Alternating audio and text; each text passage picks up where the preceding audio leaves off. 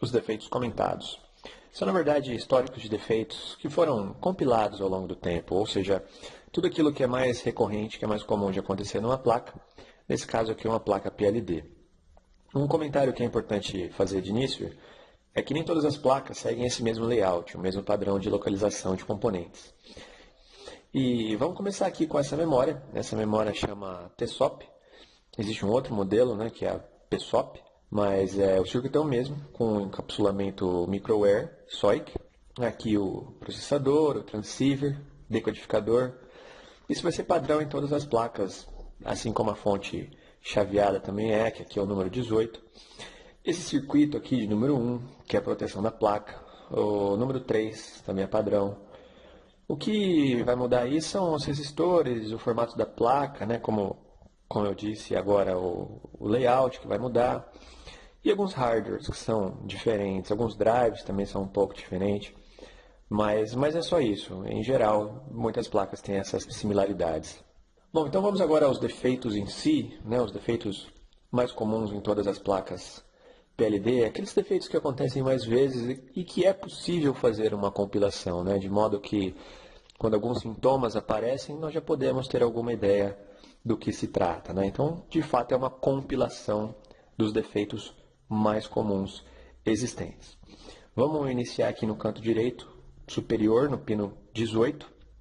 O pino 18 ele se trata de um MOSFET, ele é um 25N06, e ele é responsável pelo chaveamento da fonte, ou seja, é uma fonte chaveada, e o responsável com o trabalho dela tem a ver com esse 18. Esse outro MOSFET aqui também, o 25N06, também trabalha chaveando a corrente. É possível visualizar no osciloscópio, veremos isso em outros vídeos no decorrer do curso, mas de momento tratando apenas sobre os defeitos mais comuns, e esse defeito se refere a esse circuito da fonte chaveada. Um outro defeito muito comum se refere a esses MOSFETs 4, 5, 6, 7, 8 e 9, que correspondem ao pulso do cilindro. No caso, essa placa é uma placa 4 cilindros, mas poderia ser uma placa de 6 cilindros. A única diferença é que ia ter mais MOSFETs aqui. Mas é só isso, é a única diferença. Mas no caso, essa placa são 4 cilindros. Então, esses MOSFETs aqui, eles acabam fadigando por excesso de trabalho, eles vão se danificando com o tempo. E é comum, isso realmente acontece e pode acontecer com qualquer um deles, desde o 4 até o 9, qualquer um desses MOSFETs está sujeito a fatigar e parar o funcionamento. Bom, então esse seria o nosso segundo defeito mais comum. Temos um outro defeito muito comum que se dá aqui no número 10, que é o não acionamento do motor de arranque. Ou seja, você dá a partida, você vira a chave, mas você não escuta o motor de arranque. E isso é porque esse MOSFET aqui está danificado. Quando o número 10 está danificado, não existe acionamento do motor de arranque, e aí existe necessidade de substituição, você precisa substituir ele. Ele é um 25N06 e, normalmente, ao ser substituído, você vai resolver essa questão. Muitas vezes eu incluo esses outros componentes aqui marcado com o número 10 também, porque eles fazem parte do circuito, ou seja, então às vezes ele se danifica e leva algum desses componentes juntos. Então às vezes você vai precisar monitorar o funcionamento deles também e verificar também se algum deles não pode ser a causa do seu problema. Um outro defeito muito comum também que ocorre na placa é o problema da comunicação, que ocorre aqui nesse número 15, ou seja, comunicação, o caminhão pega, mas não acelera, porque não existe comunicação subindo até ali no componente número 2, onde tem a saída do pino 1 e 2. Então esse defeito, ele se chama ausência do sinal de rede CAN, e é possível visualizar com o osciloscópio. É um defeito muito comum também.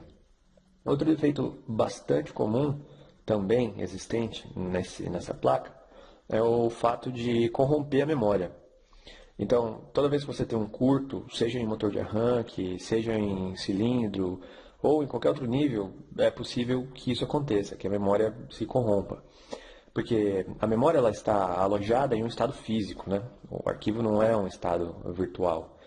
Ele é registrado nas fileiras de memória, então essas fileiras elas se danificam e o arquivo não vai rodar direito, ele não vai rodar corretamente.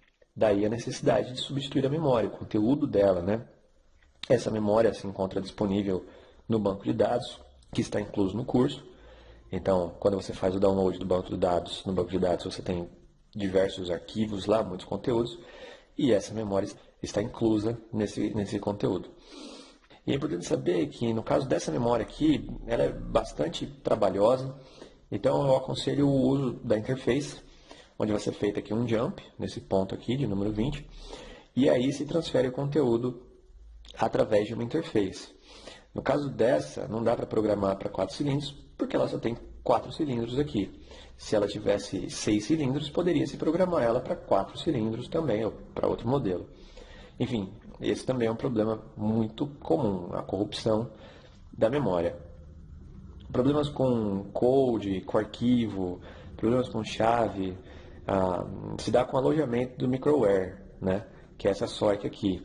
Tem um arquivinho que é responsável pelo sistema de code, que também é muito comum e recorrente. Já esse componente aqui no meio da placa é um multiplexador, o nome dele, multiplexador. Ele é responsável pela multiplexação dos sinais dos sensores, ou seja, é aqui que ele é transformado praticamente em bits e vai ser interpretado pelo processador. Muitas vezes, um defeito nele indica o não funcionamento de um sensor. Você troca o sensor e continua usando o sensor. Então é necessário substituir aqui, né? Então, esses defeitos aqui são defeitos comuns, né, da placa PLD, que se dá tanto a nível da parte digital como da parte chaveada, da fonte chaveada. Agora, já na parte da fonte chaveada, esse número 3 é o que é responsável pelos 5 volts da placa. Então também é um defeito que às vezes costuma acontecer, que é a ausência dos 5 volts na placa, mas nem sempre você vai ter o sinal de 5 volts, quer dizer que essa fonte está queimada. Não é porque você não tem esse sinal de 5 volts que a fonte está queimada. Às vezes pode estar um curto, num outro ponto, e aqueles 5 volts estão neutralizados, ou seja, só vai voltar a ter esses volts depois que tirar o curto, que está na linha de alimentação dos 5 volts. E os 5 volts, na verdade, é como uma subestação, né, que divide todo esse valor de 5 volts para todo esse setor daqui de baixo da placa, da parte digital, tanto da memória, do processador, do coprocessador. Tudo depende da função do número 3 aí. Então é algo a se observar sempre quando tratamos dos defeitos mais comuns. Então, para a explanação do histórico dos defeitos comentados, a gente fica por aqui. Esses são os defeitos mais comuns, então até a próxima.